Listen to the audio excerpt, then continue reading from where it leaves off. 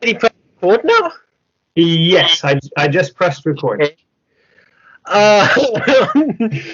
Uh, now, because now we didn't at all talk about what we're gonna say. Um, because because what people don't know is that we already did that yesterday, and I think it went great. And we introduced what Bardcore is to the people, and even did a little tutorial. And then we found out that it didn't record any of that. Yes. Yeah. So basically, now we have to do everything again, but we've already said it, so now it's weird because we've already we just have to pretend like we didn't say it before. Right. Hi. So yes, yeah, just go ahead and introduce yourself. Yes. Hello, my name is Canticles or Marshall, and I'm a music teacher by profession, but right now I'm creating Bardcore tracks. So taking modern day songs and rearranging them with older instruments, and yeah, joining the Bardcore trend. Yes. Right. And that's how we met. And I started a little Facebook group about Bardcore because Bardcore is actually, you'd think it'd be older, but it's actually relatively new. It's just basically just a couple of weeks old. It started during the height of the lockdown. And we already had some series about why it started. No one knows for sure, but I think it's people were in lockdown and they were maybe feeling a little how do you call that well, because of the disease, and it kind of reminded them maybe of the plague or something. And then they started like this Bardcore trend that just basically popped out of nowhere, which is basically, sometimes I try to explain it by saying, imagine Michael Jackson lived like in the 1500s or something. Yes. So you take a pop song and you make it very medieval. I think that's a perfect description. And some of the instruments people use are like recorders, flutes, harp, lute, right? Drums, like hand drums, things like that. So Ocarinas. ocarina. Yeah. Yeah, and I already mentioned that yesterday. Is I'm trying. I'm always trying, but I'm really bad at playing the ocarina because I know it's actually really hard. You'd think it'd be easy, a small instrument, so it's easy to play. No.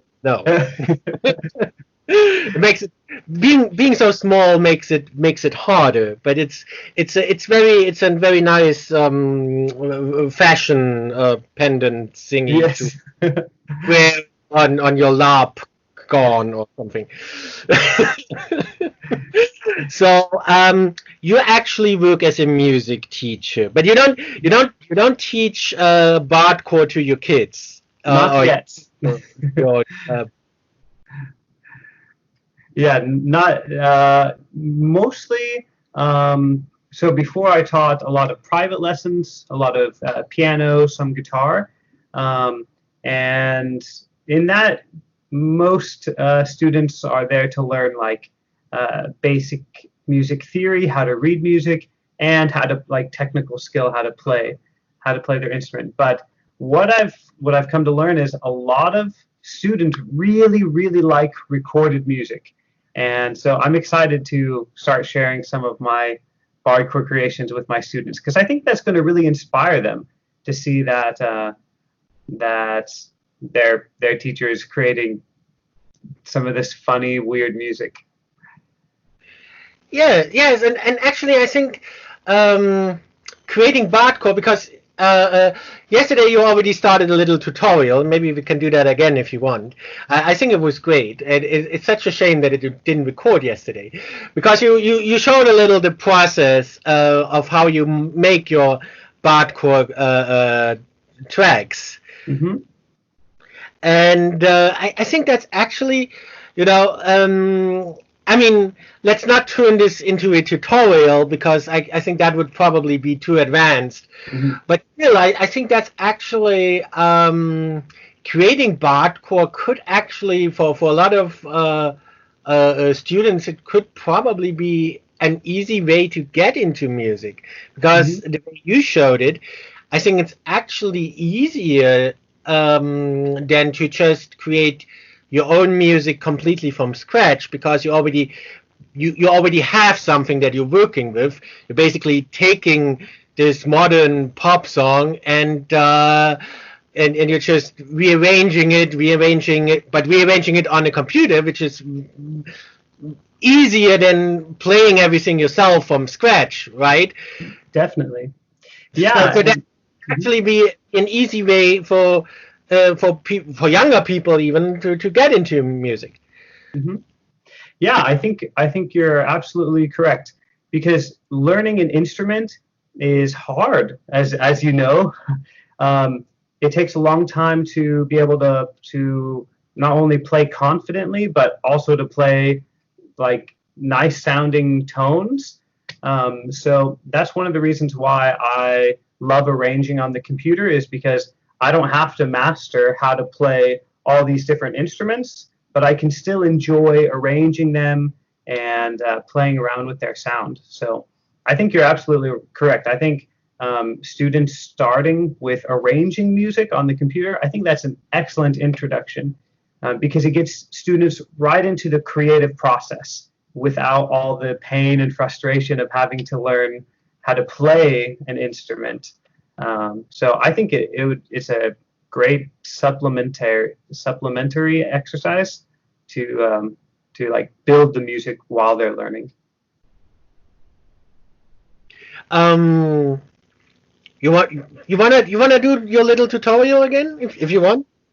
Sure. How about this? Because I sent some images to the other day of kind of like the process. What if I kind of like showed those on my screen and then kind of talked about those? Because to start my program, it probably takes like 5 minutes just to like start everything, because it has Okay, to load all the sound effects. okay, So sure. let's see. Where did I save those?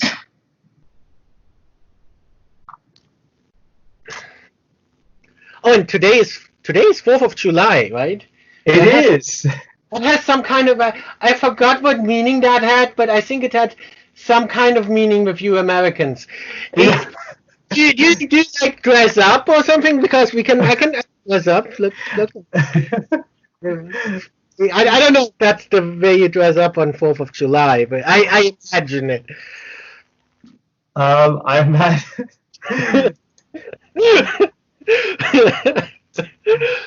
I imagine some people will be dressing up similarly. Yeah, see, because of the social distancing and stuff, and you also have like regulations that you have to wear masks and stuff, right? So Yes. it's perfect, and it's fancy and everything, and and automatically you have to keep a distance to the next person in front of you, because you have that long beak. Oh, let's see. Okay, we're recording. We were still recording the entire time. You have to sell it like people wouldn't know that we stopped recording, right? You're, you're right. I mean, now we have to say it. Now we have to Yeah. explain. You start your audio program again, wanting to give people a little tutorial of how exactly you're doing it, like you Mhm. did yesterday, which was great.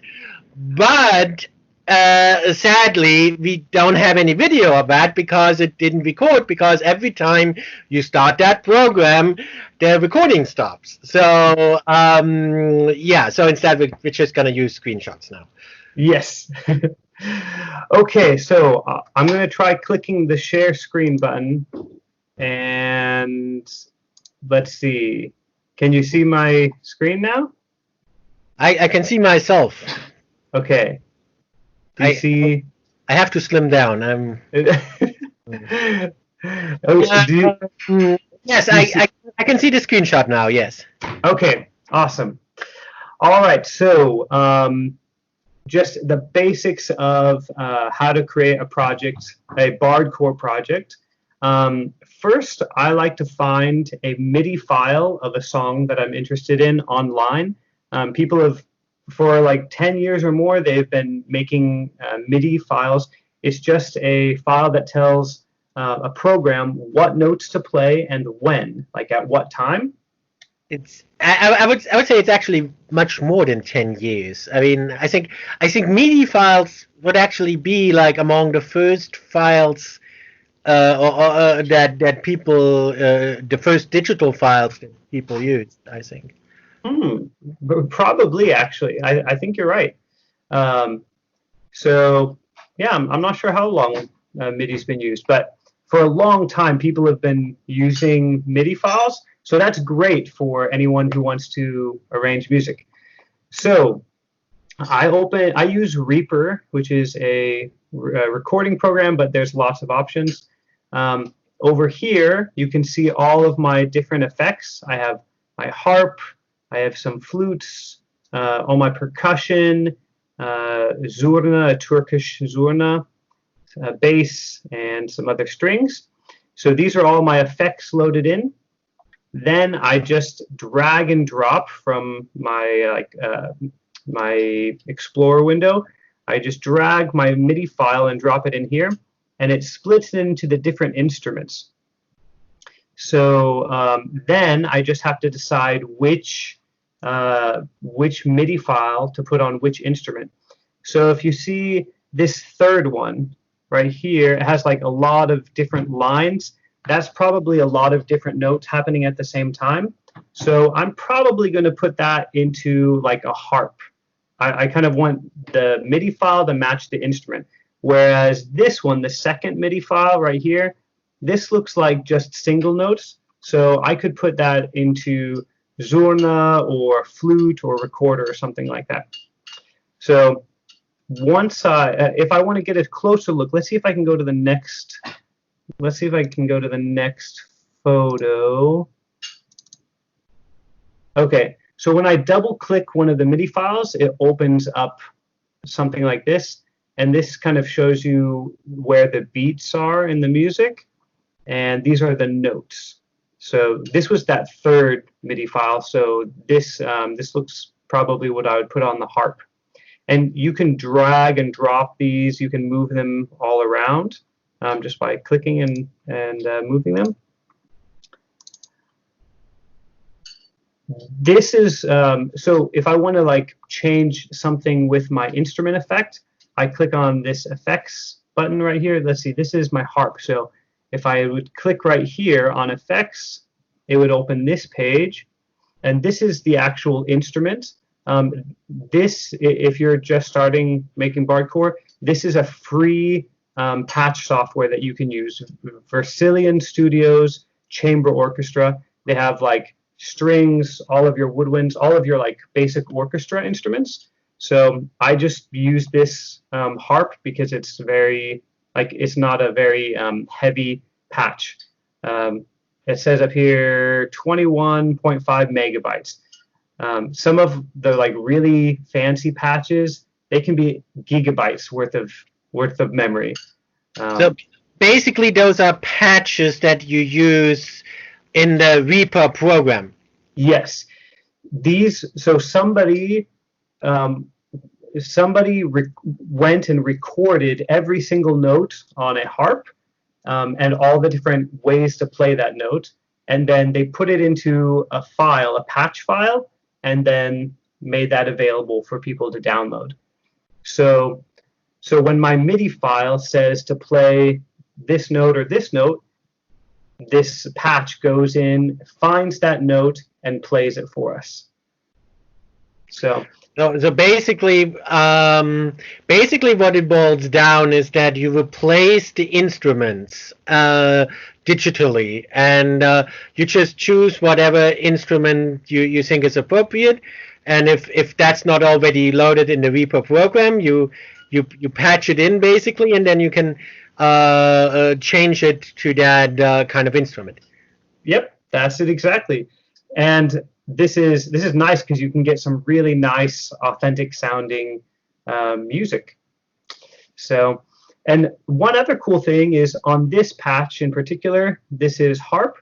Over here you see these little dots, these circles. So this is just a plucked note on the harp. This one I think is another type of. This is like plucking the harp, but close to where the string attaches, so it gives it like a harsher, shriller sound. This one is like a muted sound, so it's like you pluck the string but then mute it. And then these are both effects. These are like glissando, so a harp player can like play all of the strings in a row, and it like makes like kind of a, I don't know, cool sound. So usually all the patches have different styles that they can play, and those are just like different recordings of each note.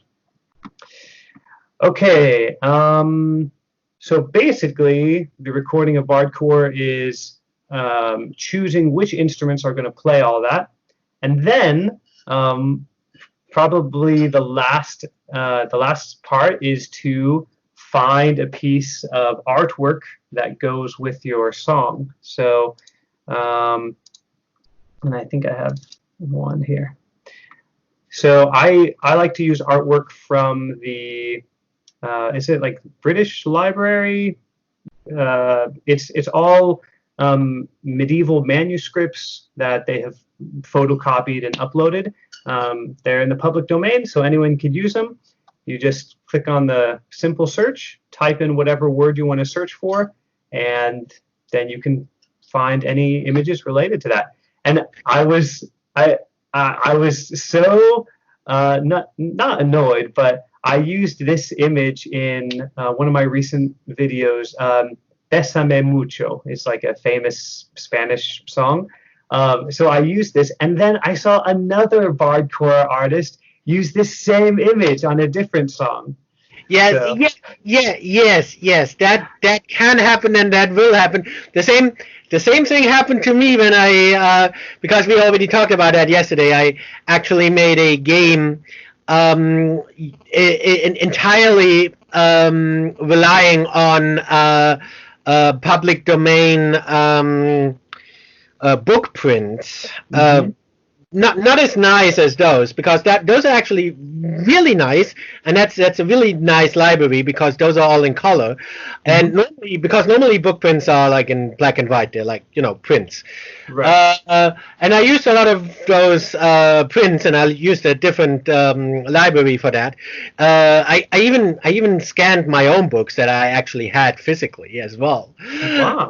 Used those kinds of book prints as the background images for my video game, and yes, the same thing happened to me as well, because then I released it and I realized a lot of people were using of course, because they're all public domains, so a lot of people were using the same images in very different contexts. So that's the only downside of using a public domain library like that.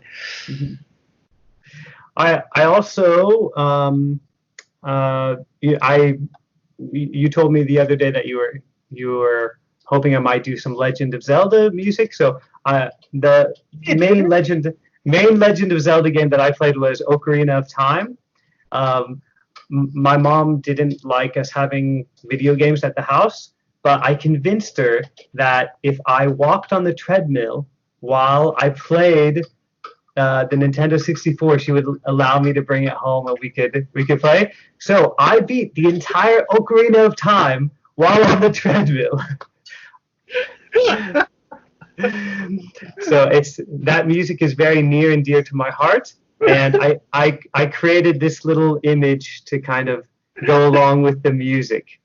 That's when you kill the chickens. Yes. Which if you played the Ocarina of Time, this is probably where you spent a lot of your time is fighting chickens. No, you do that in you do that in Link to the Past as well. Oh, okay. Yeah, I remember killing a lot of chickens in Link to the Past. All right, so let's see if we can. Oops. Let's see if we can go back to non-screen sharing. Let's see. I see you fine. Okay. Awesome. I think, yeah, we're back to just video. Awesome. All right. So, what other questions did you have for me regarding Bardcore or? Yeah, we covered a lot of stuff yesterday, but yeah, actually we covered so much that like half of it I don't remember anymore. But you actually and you already showed it to me, and I already listened to it. You actually because I suggested that yesterday, and I just you just said that you were making some Bardcore based on some other role-playing game that I've never heard of. And then I was like, well, why don't you do Bardcore based on the Zelda games?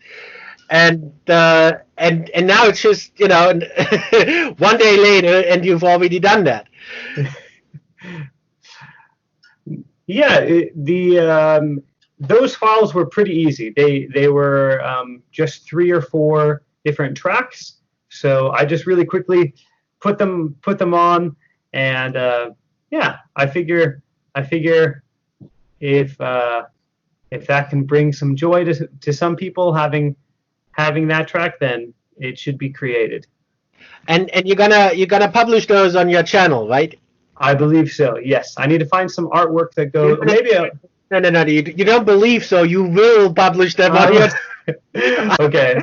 I insist. Gotta publish. And then I of course put a link to basically everything we talked about, and maybe you also do some tutorials on your channel, so Yes. you can look up your channel and see your wonderful Bardcore covers, including the Zelda ones, and maybe even some tutorials.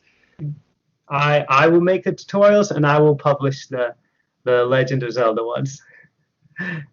And I hope you will link below your Yes. game that you made. I'll put everything in the description. Everything you want me to put in there, I'll put in there. Okay, awesome. Hey, so yeah, I guess we covered the important things then.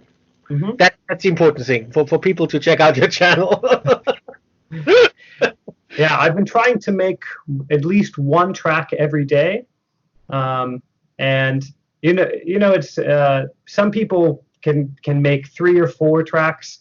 I really just have time to make 1 or 2 a day. So I feel if that is actually a lot. I mean, if you do that every day, that is very consistent. I'm glad if I manage to do a video a month. You know. Well, it's hard, right? All of technology, like you have to learn the process. Even just something as simple as getting a voice call to work, right? It took it took some while. Yeah. It used to be easier. Actually, you'd think it would get ever more easy, but it doesn't. And that now would be the point where I start criticizing big tech, but I won't do that. We all love big tech. Big tech is great. Yes. Without big tech, we'd probably still be in the Middle Ages. Yeah. And we wouldn't have Bardcore, so. I guess that's true. I guess that's true. Yeah, it was because it basically started solely on YouTube. Hmm. And yeah, we can talk about that a little. And it started, I think, at the end of April. So yeah, like go like a little more than a month ago. Yeah, yeah, and I think it was Hildegard von Bingen who was the first person, or one of the first. Yeah, actually, and I said that yesterday.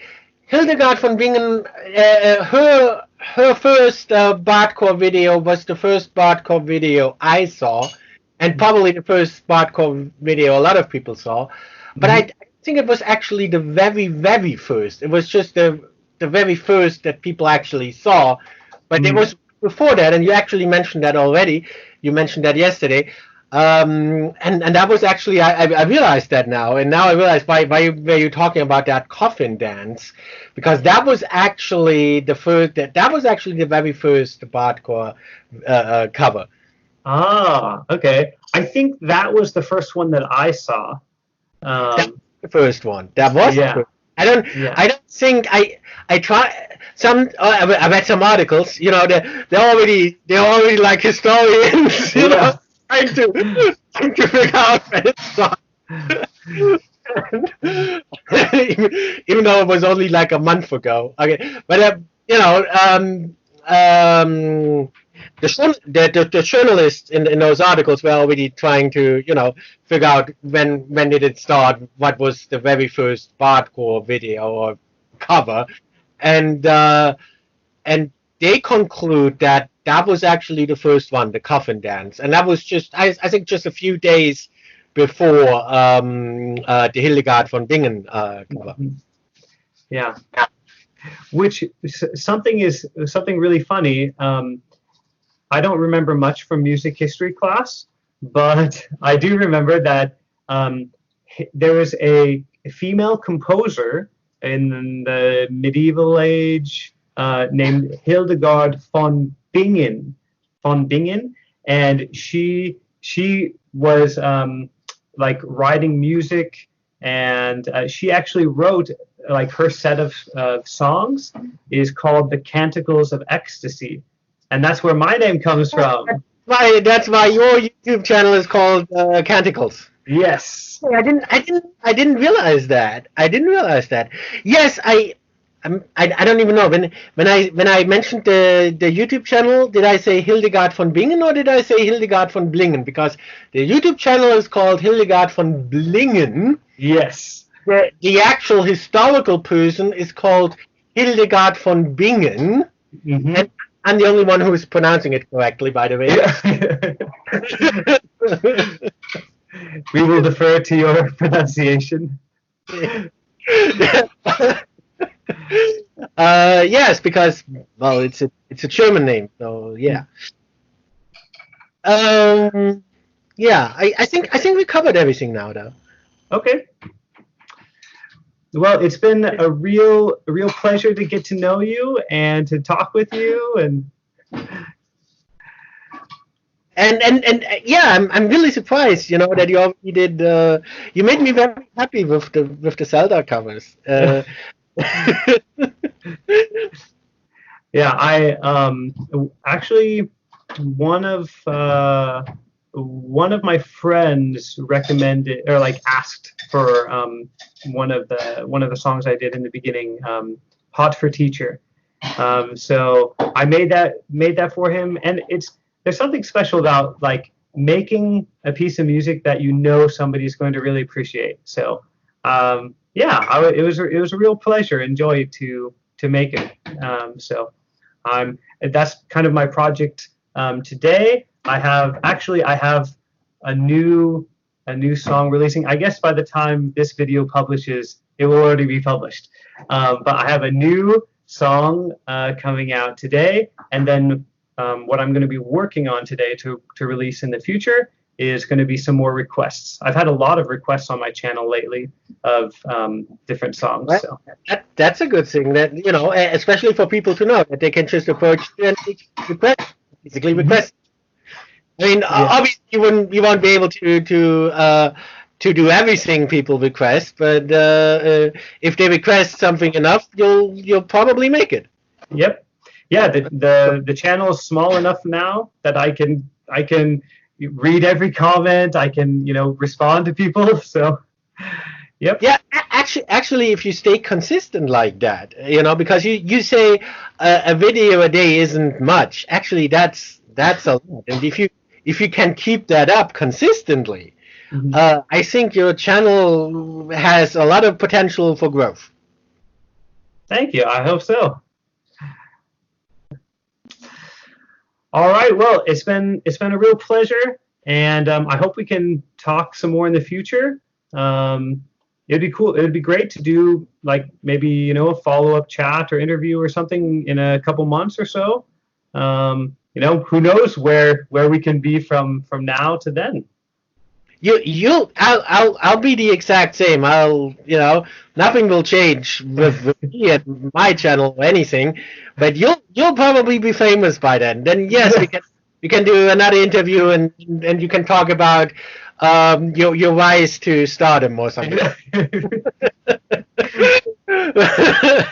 No, I'm laughing, but seriously, if you because I've been on YouTube since the beginning. Okay, so I kind of know how YouTube works, and I also know that that's also one of the reasons why Bardcore became popular, is because right now, if you say anything political on YouTube or anything like that, the algorithm doesn't like that. And of course, if you infringe on copyright, or if you cover songs, the algorithm also doesn't like that, and you'll get copyright strikes for that. But if you turn it into Bardcore, Mhm. usually it changes it enough so that you won't get copyright strikes, and you're not saying anything political, and you're putting out a video every day. If you keep that up, seriously, I think you can be very successful if that's what you want. That's what I want. I'm gonna keep going. Okay. All righty. Well, thank you so much. Thank you. Have a great rest of your week. And Have a great 4th of July. thank you. Yep, we're gonna celebrate in a little bit. All righty. I'll talk to you later.